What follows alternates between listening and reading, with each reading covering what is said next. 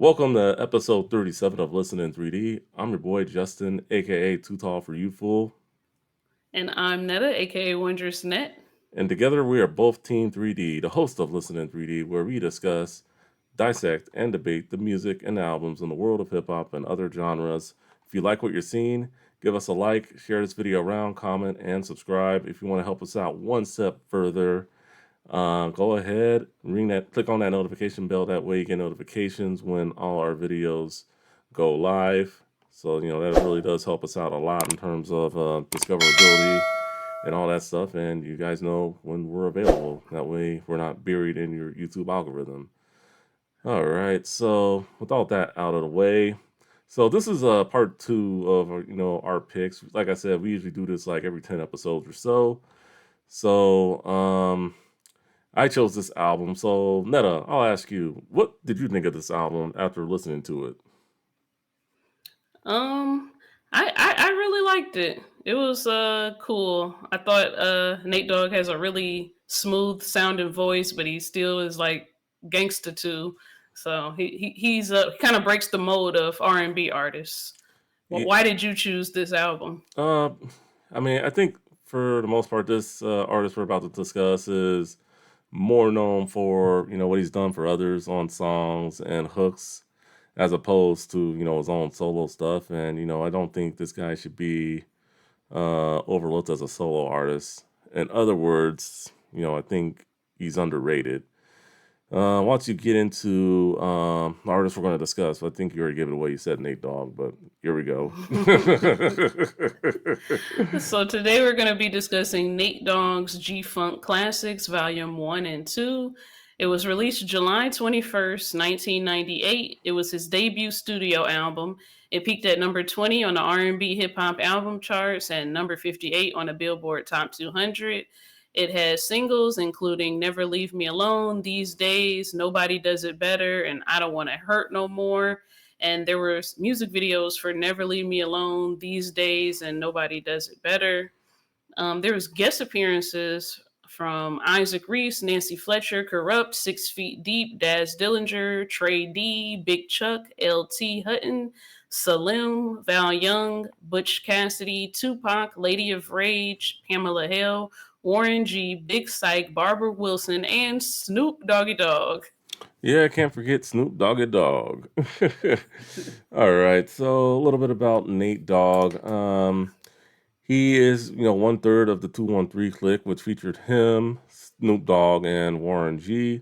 Um, so he came out of that camp for the most part. Discovered by Dr. Dre, he played a big hand in The Chronic and Doggy Style, among a couple other albums during that time. Warren G's Regulate, just to name a few. Member of the Dog Pound Gangsters, so definitely did work with the Dog Pound, Daz Dillinger, and Corrupt. Um, but he is more known for his hooks, as he was a singer. Growing up, his father was a pastor at a church in Long Beach, and he sang there. So he's pretty much sang most of his life.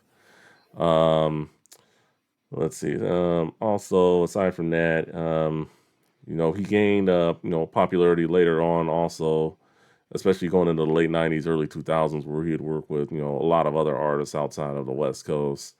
He's pretty much the king of hooks, but I also like to call him the king of G Funk. He may not have invented the sound, but he definitely perfected the sound. He definitely did. And after listening to this album, it's like you see why they call him the G Funk King. At least I did. I mean, I don't know if you got what you got out of it from that, but I mean, definitely it's a lot of R&B, pretty funky, all that good stuff. Um, Unfortunately, Nate Dogg is no longer with us, as in late 2007 he suffered a stroke and then another stroke the following year, and then um, 2011 he unfortunately passed away from his health issues that he was having. So unfortunately, he died too young, as he was only 41 years old when he passed. He is missed, by the music community, especially the hip hop community in particular. So it was really weird too when he died. A lot of people really didn't know how sick he was. Definitely miss him. Hopefully, we get some more unreleased music from Nate Dogg over in the future. We can only hope. I'm sure there's some stuff out there. You have any memories of Nate Dogg? I don't have specific memories of him. I guess I kind of unknowingly knew a lot of his music growing up in the early 2000s. He had a lot of very popular features: Yeah, 21 definitely. Questions, 50 Cent, Ain't No Fun, Snoop Dogg, Fabulous, I Can't Deny It, I'm a Straight Rider. So I knew all of those songs growing up, and I really liked them all, but I just didn't know it was Nate Dogg. So I had never heard a project of his until, or a full project of his until now. Yeah, 50 Cent we discussed Get Rich or Die Trying on episode 14. Snoop Dogg we did a couple episodes back, episode 30. So definitely check those out if you have not. I'd have to say my favorite Nate Dogg hooks had to be West Side Connections, Gangsta Nation. He killed it on that song. And another song by West Side Connection member Dub C, which was titled Streets. Yeah, he did really good on that one. So those were two of my favorite Nate Dogg hooks over the years that I can think of at the top of my head. Anyway, little background on the album itself. It was supposed to be two separate albums, but and the first volume of this one, or the first disc, was released by Death Row Records in January of 1997, but was shelved after a week because of the problems Death Row Records was having during that time. So it stayed shelved until a year and a half later in 1998 when they released it as a two disc set. And, unfortunately, just, well, maybe not unfortunately, but I mean, it seems like a lot of artists were doing that at the time from Tupac to Biggie, Wu Tang, Bone Thugs, just name a few who were putting out double albums. So it's like, figured, all right, why don't he just join the train and put out a double album? And he did. I personally think the record would have did better had it came out when it was supposed to, because the first single off this song, "Never Leave Me Alone," it came out in October of '96, and to see the album like a year and a half later, almost 2 years, it's kind of like, yeah, this is old now. Like, and back then it was just like you had to keep it going. It's not like now where it's like artists drop singles and it's like, all right, here's an album, and it could do well. So I mean, I think it could have did a little better in regards to that. Maybe it could have gone gold or platinum, but hey, this is a hidden gem, folks. So don't sleep on it. Um, so enough background on him and the album. Let's get into the artwork. And first of all, no, it's not a mouse. What were your thoughts So on this artwork? when I first saw this cover, I thought that Nate Dogg was a mouse. And Justin had to tell me it's a dog, and I'm like, okay, well, that does make a lot of sense since his name is Nate Dogg. But I think the character, it does really look like him with the low eyes. It does actually look a lot like him. But the album cover itself, I think they could have done a lot better. It just looks like so like anybody could have made it. I think they could have done a lot better. Yeah, I mean, it was a nice try with the cartoon drawing of him. They could have just made it him, I guess, but I don't know. I guess I can kind of see what they were going for. I've seen better artwork than that, and there is a little difference between that and if you actually do have the CD or on vinyl, or if you listen to it on streaming services. I do have this on vinyl, so this is like what you would see if you were to listen to it on streaming services or get the vinyl. Pretty cool. And it plays very well too. Definitely some nice vinyl there, and vinyl is pretty easy to find today if you guys want to get it. It's through Thump Records, so definitely check that out if that's something you're interested in. Um, all right, so with all that out of the way, let's get into the beats, and it is G Funk, so it's gonna be very well produced, especially this one. Uh, what beat? What do you got on the beats?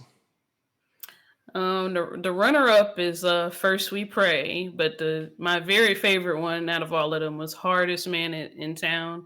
Especially the way the like when the song very first starts, it's like hypnotic, it's sexy, it's a great beat. Yeah, Hardest Man in Town definitely is a very good song in terms of, well, we'll get into the song in a minute, but yeah, the beat, yeah, definitely, it's one of my favorite beats, and I think it's a great way to get introduced to Nate Dogg. If you do listen to it, yeah, it definitely will have you hooked. Runner up for me would be from this to Just Another Day. I thought that was a pretty nice beat also, and Nobody Does It Better I also thought was a good beat. So very a lot of great beats on there, especially if you love G Funk. So definitely check it out in terms of free beat lovers out there. All right, let's move on to singles. Let's start with These Days. So These Days, of all the singles, it was my favorite single. Definitely I like how, let me pull up the lyrics real quick, but I like how what he's talking about in the song, these days you got to be strapped, you know, and just sometimes you never know where you're gonna go, and it's just like you just gotta watch your back, and just definitely, I think what I like about the song is how he makes it seem like he's like a target. So for the most part, just talking about just like the everyday life, how he wants to make music and how he claims DPG and all that thing. And then in terms of the music video, I also like how he goes into like the separate tone, and then it's double of him in the car and all that stuff. And I think the special effects, I mean, say what you want to about the artwork, I think the special effects were done pretty good for its time, being 1998 for a music video. So I thought that was pretty cool. What were your thoughts um, on These Days? Yeah, the video was very good. I had to double take because I'm like, is that really two of him in the car? Because it was very, very well done, and you would expect it to look a little more uh a little more rough with two people. I'm like, is that somebody else? But no, it was really him riding with himself in the car. So it was really good. I like the song. He's like, these days you gotta stay strapped. I'm already knowing nobody got my back. These days you gotta be down. Who said it was easy? Claiming dog. Yeah. So it was really catchy. It's the whole album was really catchy. Like all Mm, the like it's sometimes like right after you listen to an album, you can't necessarily remember everything, but the whole album was very very catchy to me, and yeah, it I, was. I I didn't really care for Daz Dillinger's verse, but I liked when Nate Dogg said, "You niggas really can't see me. My request is that you stop trying before Before I I let let go." go. So Yeah, that's like the cookout song, and he's turning that into like a gun bar. So yeah. I really liked it. I thought Daz Dillinger's verse was solid. He's a really good musician and great producer for the most part. I mean, I thought it was a nice DPG song, if you want to call it that, with him and Nate Dogg. One thing about this single also, it was also on the gang related soundtrack, which was a movie that starred Tupac Shakur and Jim Belushi. It was a double album that Death Row had put out. So if we do that soundtrack later on down the line, this song might come back up. But I don't think it was a single off that album or off that soundtrack because I didn't see any images from the movie. But for um, for you hip hop historians out there, I figured I'd just throw that out there. All right, let's go to the first single, "Never Leave Me Alone." I'll let you kick this one off. "Never Leave Me Alone." Another very catchy song. Never leave me alone. Mm, I was watching his Unsung, and his brother was like, my brother did not like to be alone, and the I guess he meant that the song was ostensibly in the video the song is about like a guy, he's going to jail and stuff, he didn't want to be left alone, but I guess he literally did not like to be left alone, and I really liked it, and I felt like it was like foreshadowing to 50 Cent's 21 Questions when he mm-hmm. says, On this song, he says, "Would you be there when it's hectic and I don't have a hit record?" So it just reminded me of that. I thought it was a really good song. What did you think? I think it tells a very good story in terms of just going around just saying how he likes being with his lady, and then second verse it goes to you got caught for a case, three strikes, tell me what you're gonna do, and then just gotta put it into perspective, in terms of that and all that stuff. So um, yeah, that sounds like he's going away for a real long time. And then as for Snoop Dogg, I think he put out a solid verse. Just I don't think it was one of his best. I mean, it's one of those songs, and I think you get the feeling with a lot of the songs too. It's like, why does he have to have a feature, even though he had a lot of features on the album? So it's like, just finish the song. I mean, he probably could have did that with These Days also. I mean, even though Daz's verse wasn't that bad, it's just finish the song. But for the most part, it's a good, nice lead single. I mean, it just sucks that it took almost 2 years for it to actually come out on an album people could own. So it was like almost forgotten about, quite frankly. But um, nonetheless, a very good song. And then the third and last, well, not the last single. We're only gonna do three singles since we do got to get to our favorites. We will do the third single, probably the most popular single of all three of those. Nobody does it better. What were your thoughts on this one? I liked it, especially the music video when they're like dressed up as old men, and Nate Dogg is singing as if he's an old man. He's like, Nate Dogg is about to make some bodies turn cold. I like the song though, and he's kind of just telling everybody like, I'm the real G Funk King. To all you non-believers, I bet you can now see nobody does it better than me. And Warren G says there is no accident for these platinum hits, and I like it.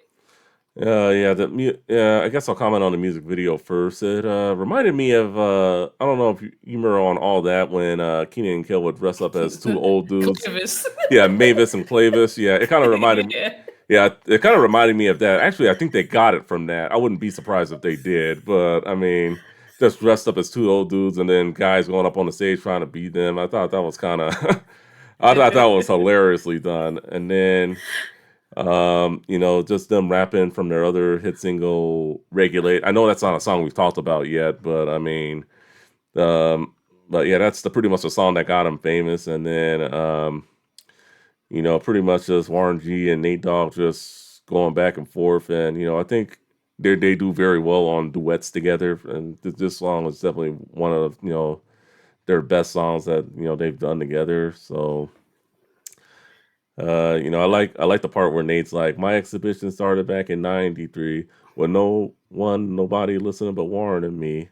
To all the Yeah. non-believers, now I bet you see nobody does it better than me. Yeah, Yeah. And I when I was watching one of these documentaries, they were talking about how Suge Knight was so pissed off when Warren G and Nate Dogg go and signed to Def Jam, and they put out that song, "The Regulators," and yeah, Suge Knight was so pissed off, but he didn't see what they see, but he wanted to be pissed off because yeah, somebody else signed him and somebody else saw it. yeah, So yeah. you I always mean, got to keep trying, whether or yeah, not somebody else sees it. yeah. I mean, I got my theories on that. I mean, all I'm gonna say is Suge Knight missed on Warren G. That's all I'm gonna say. Big time. Yeah, I mean, he had stuff to do with the Chronic. He helped with Doggy Style a little bit, but I mean, when he got his opportunity to go to Jeff Jam, he took it, and he never looked back. Producing Regulate was probably one of the best hip hop duets in all of hip hop. Definitely it's a great song. I know it. We haven't talked Warren G yet. We will soon, so stay tuned for that episode, folks. But yeah, and the music video too was also real catchy. It was kind of weird too how they stopped in the middle to do that little swim thing or whatever. And but overall, great music video. It wasn't my favorite single, I mean, These Days was my favorite single, but it definitely was my favorite music video. So, Yeah. all right. So, so we talked the three of the singles. We if you want, we will talk. I don't want to hurt no more, but if it is one of your favorites, so speaking of favorites, let's get into favorites. What three are you going with? I know it was kind of tough with it being 31 songs on here. Yeah, it was. I came down on the hardest man in town because I got a girl, and no matter where I go, with an honorable mention for I don't want to hurt no more. All right, honorable mention there. All right, so for me, um, I went with well, we had one in common, and we probably think that this is the best song on one of the best songs on the album. For me, it's a toss up. The Hardest Man in Town. Um, Definitely had to go with that one. The other two I went with was My World and Dog Pound Gangstaville. Okay. So, and then I had six honorable mentions. I figured I'd do it by disc. Well, it is one of my favorites. So, Yeah, true. yeah. So honorable mentions from disc one, G Funk, These Days, and Scared of Love. And then from disc two, I went with Just Another Day. I Don't Want to Hurt No More, and Nobody Does It Better. So Okay. there are a lot of great songs on here. It was very tough to just bring it down to three, but I It did. was. All right, so let's so besides, well, we could save the hardest man in town for last. Let's go with your two picks. Um, I can start with because I got a girl. Uh-huh. The main reason I chose this one was because of the harmonizing. I got to tell you the time of the harmonizing because he harmonizes all throughout the whole album. It was 2 minutes 38 seconds. I just love the harmonizing Mm-hmm. because he's saying like three different things. He's like, because I got a girl that mean we can't talk, and then another layer he's saying, "Come on, girl, let me hit it. Maybe you have to tell it as if you're with it." And then the other layer he's saying, "Because I got a girl, don't mean I won't break you off." So he's just saying like three different things, and it just sounds so good. I really loved it. All right. I like the beginning of the song. When the cat's awake, the mice will play. That's what the people say, and then that's how it goes. So I do have one question. Is that why you thought he was a mouse on the I hadn't even heard it. I can't even use that excuse. This was before you heard it. Oh, now, oh. Yeah. All right. Well, I figured I'd ask. Yeah. I just had to ask there. It's a good song. I mean, it wasn't one of my picks, but definitely I do like how it starts out, and it was just like just pretty much about sneaking around and all that stuff. But the harmonizing in the song is very very good. Um, Yeah. and then what was your other pick? No matter where I go, No matter. it's All right. What'd you like about that one? it's a very uplifting song, very optimistic. He's saying no matter where you go, the grass is always green. No matter what you say, it's time to release them chains. I think it's time I set my spirit free. And he harmonizes that with like a deep voice saying shackles on your feet at the end. So that sounds really good. And then when he says when you watch your dog starving, don't forget when they start barking. It reminded me of when we did DMX Stop Being Mm. Greedy. Oh, okay. Uh, I like that. And he says, I think it's time I'm my own master. And I like Barbara Wilson's feature. I heard her feature a little earlier in the album, and I'm like, why did he put her on the album? But this one, Mm. she kind of redeemed herself. I'm like, okay, I'm fucking with Barbara Wilson. But yeah, I liked it. What did you think of that song? It was a good song. I mean, I think the Barbara Wilson feature was pretty good for the most part. Definitely verse two. Long ago, I told my homie, some people were so damn phony. Sure as the wind blows, they'll try to take your dough. So definitely, yeah. No matter, he's just pretty much saying, no matter where I go, there's always trouble. There's always something going on. So I mean, that's kind of what I got out of it. And then Definitely the Barbara Wilson feature. She definitely makes up for whatever the other song she was on the album. There was so many damn features. So she's strange, which was a okay song, but yeah, she was on that one. But Yeah, that's the one. Yeah. yeah, she. But yeah, he had a lot of good features on the album, especially the second one too. It's like features galore.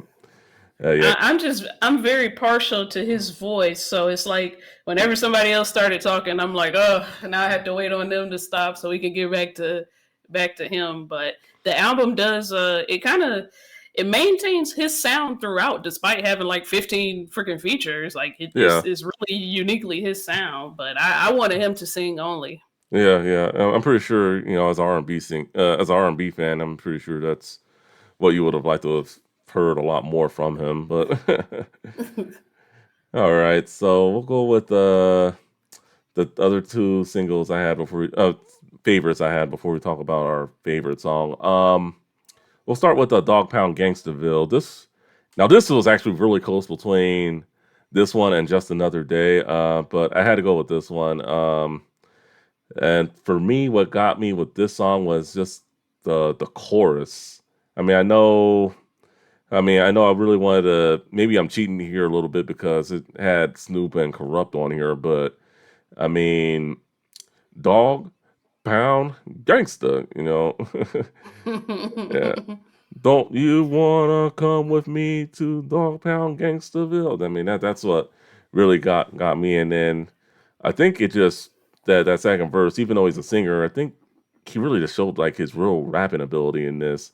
Once upon a time in a land of the foolish man, there lived a man who claimed to be holding aces in his hand. So I could really care less about Snoop's or Corrupt's verse in that song. I mean, it's just a song I wish he had just done it by himself. But I mean, then it probably wouldn't have been called Dog Pound Gangstaville, I guess. Yeah. I don't know, but I mean, it's a good song. And it had a pretty good beat too, for the most part. It definitely fit the what they were doing. And then, you got any thoughts on Dog Pound Gangstaville? Yeah, I like the chorus and I liked Nate's verse, and I think you're right that it kind of sounds like he was rapping. I thought it was funny that I heard an interview where somebody asked him like, why did you choose singing instead of rap? And he said, I didn't choose nothing. I can't rap. And I'm like, that's kind of crazy because he sounds like he could easily, if he wanted to, just He's start rapping. rapped on other songs. I mean, even Nobody Does It Better. I mean, I think he rapped a little bit there. I mean, maybe he's like sing rapping, but I think it's a little bit Yeah. of rapping. But I don't know. It seems like it would be easier to just cut off the song and just talk, but he's like, no, I can't rap. But like, yes, you can. You really said that he couldn't rap. Like, He uh, literally, I'm gonna send you the yeah, documentary. He really said, I didn't choose nothing. I can't rap. I gotta see that. Yeah. Just send it to me when you get a chance. Okay. Yeah, and then if My World, this is one of my favorite Nate Dogg songs. I love how he just pretty much is doing it, by himself, and this is I think what we want to see more, hear more from Nate. Just songs that he just does by himself. I do love the first verse. If this were my world, you know what I'd do? Take $1 million out the bank, would you? Give a half a million to the chronic man. Yes, I would do it because I can. And then I like how it goes a little further. If this were my world, the holidays would be one for famous black foe and one for me. Just in case you don't know who I be, make a holiday for the G Funk King, which is what he is. So I mean, I think that goes hard, and just and then definitely going into the third verse, buy me a spaceship and a condo on the moon. It's like he had a. I mean, I think it just really shows like how big imagination he had, and just like what he would do, if this were his world, and yeah, Yeah, and really in wish it. that Yeah, I'm sorry. Go ahead. I was saying I really wish it was a single. Like I think a lot more people should hear this. What were you gonna say? Yeah, I thought that third verse really ran the gamut. He's like, on one part, he's like, buy me a spaceship and condo on the moon. And then on another part, he's like, have a low, low crew, roll through your hood and do what gangsters do. It's like, his world was really vast. And I like in the first verse when he says, if ever anybody got in my way, all I can say is, first we pray, Hmm. to call back to the song that's before that. Um, so I liked it too. Yeah, and then moving on to I guess we can agree this is probably our favorite song on here. What's the one we had in common? The hardest man in town. I'll let you kick it off. What were your thoughts on it? I liked how he takes kind of two different perspectives. In the first verse, he's just talking about the hardest man in town in a third person, and then in the second verse and the third verse, he is the hardest man in town. And I like how when he says in town, because he goes into that deep voice on like Hmm. sporadically throughout the album, and I really liked how he used in town and like the deep voice. And of course the beat was amazing. Yeah, definitely the best beat on the whole album. If like I said, if you're getting introduced into like a Nate solo project, it's the first song. Listen to it from beginning to end. You'll Hardest Man in Town will definitely have you hooked.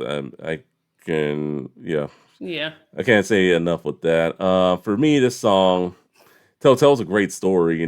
Just about a kid.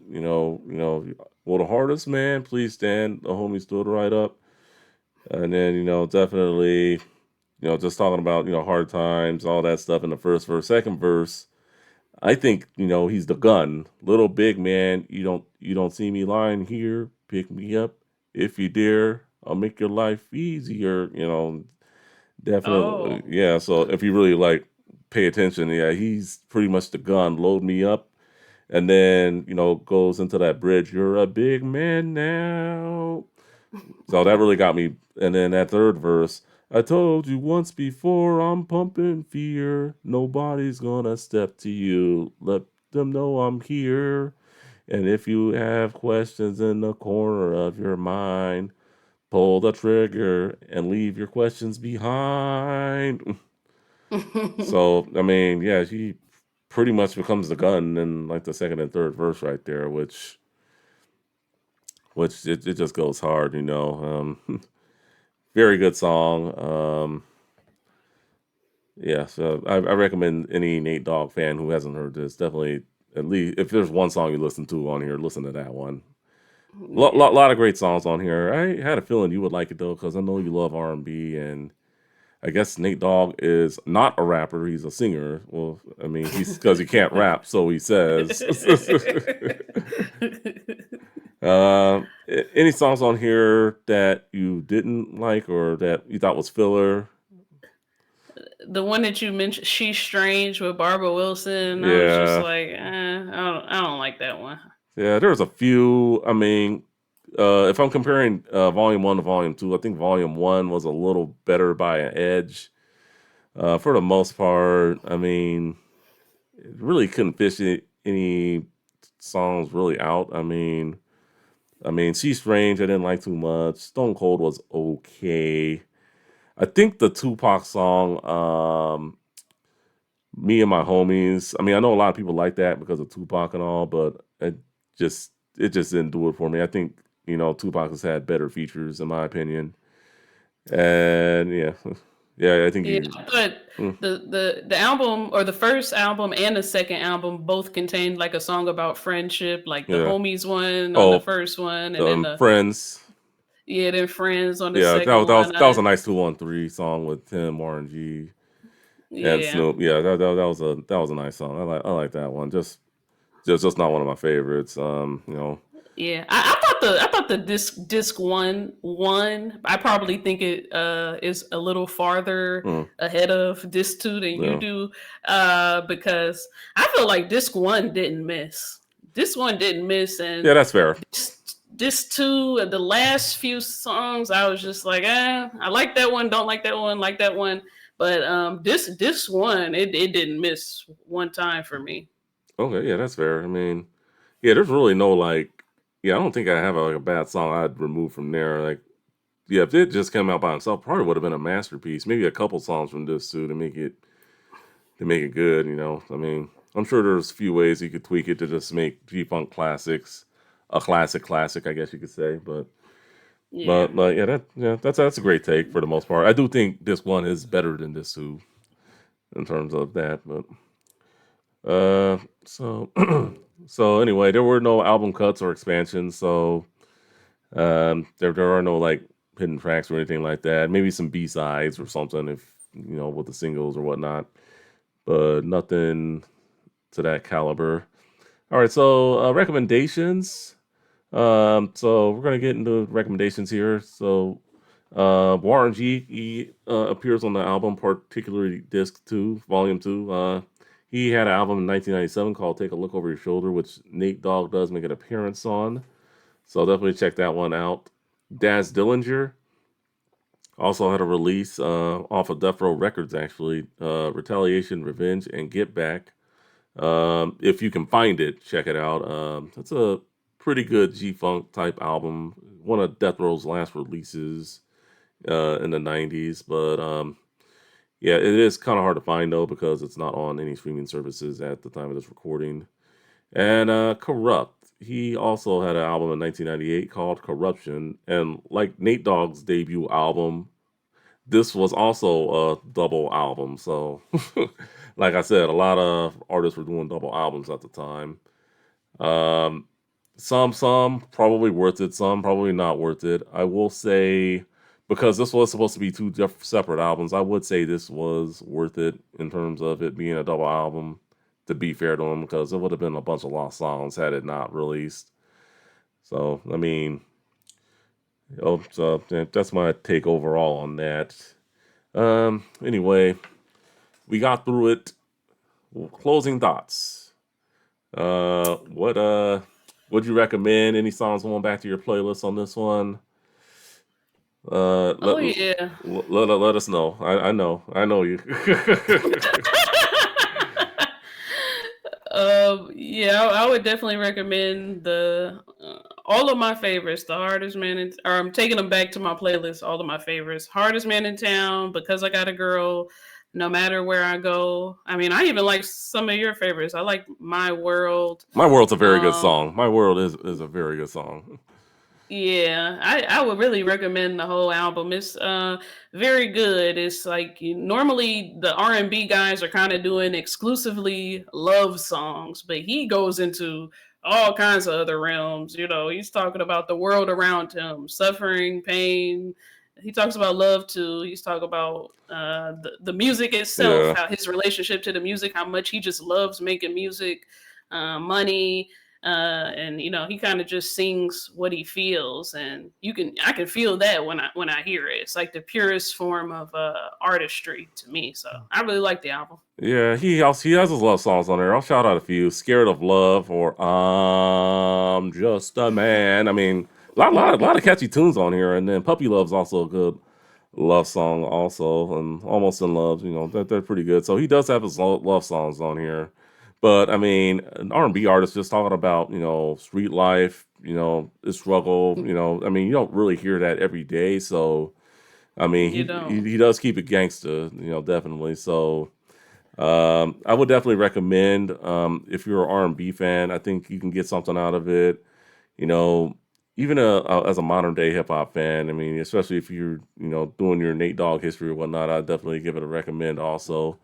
And also, I would recommend to just any G Funk fan out there, any G Funk fan looking for some older sounds or newer sounds, how they were done during that time. Definitely check it out. Great beats on here, especially disc one. So I mean, um, a lot of these songs are in my everyday rotation. I have it on vinyl, so I mean, I listen to them when I can. I probably will bump the hardest man in town a little later on, but um, all right. So we let you know what we thought. So what do you think? Nate Dogg, G Funk Classics Volumes 1 and 2 in the books. So for Netta, aka Wondrous Net, I'm Justin, aka Too Tall for You Fool. Thank you for watching or listening to episode 37 of Listen in 3D.